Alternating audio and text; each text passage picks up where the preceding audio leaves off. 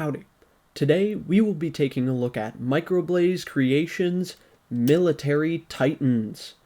And, the more I look at this version of the figure, the more I think it looks like Fall of Cybertron Bruticus. But that's probably just a coincidence. Also, I can't call this guy Military Titans, because I called the figure Military Titans, so let's call this one, Bruticus. Yeah, I like that. Bruticus comes with a flamethrower nozzle that can be split in two to attach around the right fist. All you have to do is clamp it around like this and it'll peg in. Bruticus also comes with this alternate faceplate and, I'm not really sure how to feel about it.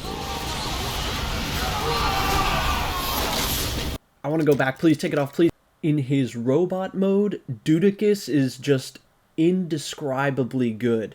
Now, please note that because this figure is designed to be in this combined mode, it doesn't really have an alternate mode, so the rest of the shots will just be him in this combined mode. And also, this figure doesn't really come with any others that it's supposed to combine with. However, I have found that all of the parts that come with this figure are compatible with the Transformers Fall of Cybertron Bruticus bots, except for Onslaught. For some reason, they leave him out. Anywho, for the duration of this video, I will be using the 2012 SDCC Bruticus set and the retail Bruticus set to show you what the compatibility of this figure is like. Otherwise, it is super fun to play with. However, there is a little bit of instability. Some of the ratchet joints have a little too much tolerance, so it leads to him leaning forward or backwards a little too much. However, everything seems to stick together really sturdily, and he hasn't fallen apart on me at all. The only piece of note is the cover that goes over Blastoff's head. If you don't plug it in all the way, it tends to fall out. Otherwise, this figure is a blast to mess with and pose around. Here's how Bruticus scales with Deluxe Class Deep Cover, Voyager Class Sweep, Leader Class Grimlock, and Commander Class Jetfire. Here's how Bruticus scales with Transformers Fall of Cybertron Deluxe Class Shockwave, SDCC Bruticus Onslaught, and Transformers Generation Soundwave. Here's how Bruticus scales with Planet X Fantasis, Quirinus, and Pluto. Here's how Bruticus scales with Combiner Wars Superion. And finally, here's Bruticus next to Transformers Fall of Cybertron Ruination and Bruticus with the x-transbots Boosticus upgrade kit. And looking at these three figures, it's clear. Military Titans is designed to be an upgrade kit for the Bruticus set from Fall of Cybertron. However, over the next couple clips, we're going to take a look at Boosticus versus Bruticus.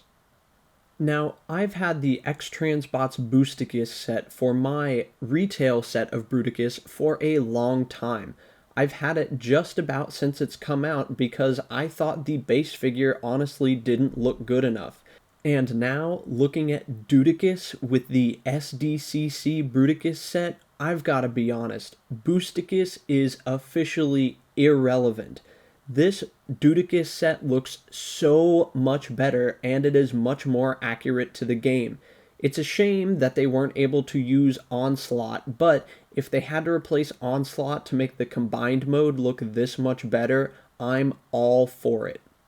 But don't worry, this set is not just designed for the SDCC and Platinum Edition Bruticus set.